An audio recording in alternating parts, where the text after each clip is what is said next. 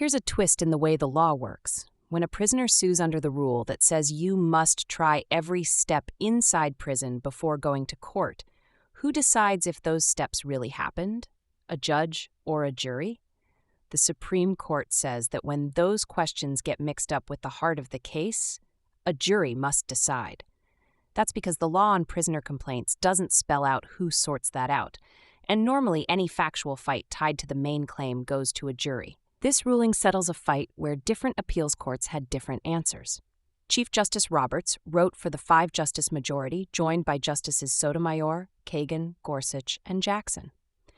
Justice Barrett, joined by 3 colleagues, disagreed and would have left those decisions to judges. Nine Robes uses nonpartisan, everyday language to focus on the facts of what the Supreme Court is saying. Here, you'll find clear, concise summaries of every Supreme Court opinion, stripped of legalese and clickbait headlines. Each post breaks down the facts, explains the court's reasoning, and highlights the crucial details that often go unnoticed.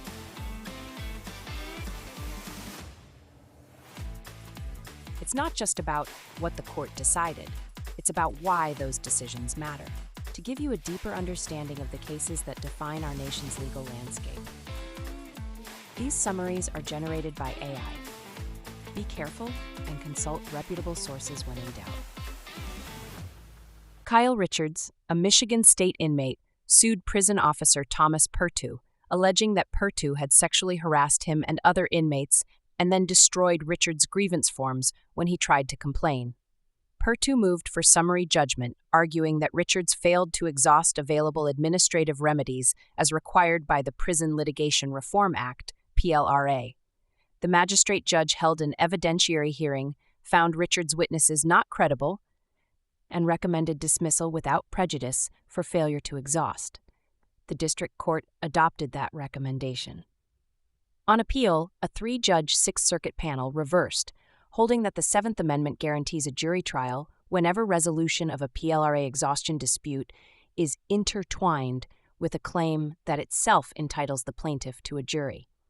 That decision conflicted with other circuit court precedent. The Supreme Court granted review to resolve whether prisoners have a right to jury trial on PLRA exhaustion when that question overlaps with the merits of their claim. Chief Justice Roberts, writing for the 5-4 majority, joined by Justices Sotomayor, Kagan, Gorsuch, and Jackson, affirmed the Sixth Circuit. The court first applied the constitutional avoidance principle, asking whether the PLRA can be read to confer a jury trial right and thereby avoid resolving whether Congress could have required judge-only fact-finding without violating the Seventh Amendment. The majority held that PLRA exhaustion is an affirmative defense subject to the usual practice under the Federal Rules of Civil Procedure, and that under that background practice, courts send factual disputes intertwined with the merits to a jury. The PLRA is silent on whether a judge or jury must decide exhaustion and contains no indication that Congress intended to change these common law principles. Nor does the PLRA's purpose of conserving judicial resources overcome the weight of this usual practice. Historical precedents confirm that factual questions intertwined with the merits belong before a jury. Accordingly, the court interpreted the PLRA to require a jury trial on exhaustion when it overlaps with the claim that carries a Seventh Amendment right. Justice Barrett, joined by Justices Thomas, Alito, and Kavanaugh, dissented. She argued that the court improperly reframed a purely constitutional question as a statutory one, creating out of thin air a rule that the PLRA implicitly confers a jury right. She maintained that neither the text nor the history of the PLRA supports such an inference, and that the majority misapplied precedents designed only to guide judicial sequencing of legal and equitable claims, not to expand the jury trial right itself. The Prison Litigation Reform Act requires inmates to exhaust all available administrative remedies before filing lawsuits. But what happens when the very person an inmate is suing allegedly prevented them from filing grievances? This case addressed exactly that situation. The court determined that when factual disputes about whether an inmate properly exhausted administrative remedies overlap with the merits of their underlying claim, those disputes must be decided by a jury rather than a judge. This ruling is significant because it recognizes that in cases where the same facts are central to both whether an inmate followed proper grievance procedures and whether their rights were violated, those factual questions should be decided together by a jury.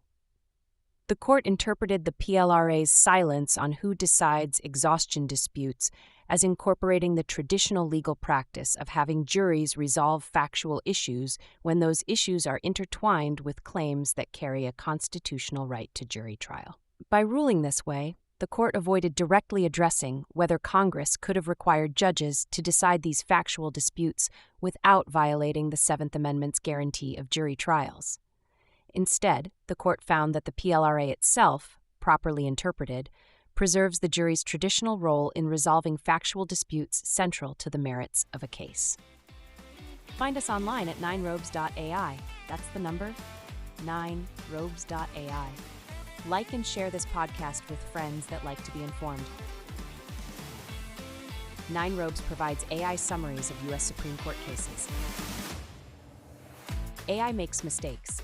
People make mistakes too. We genuinely do our best to provide you with the most accurate summaries, but our best sometimes includes errors.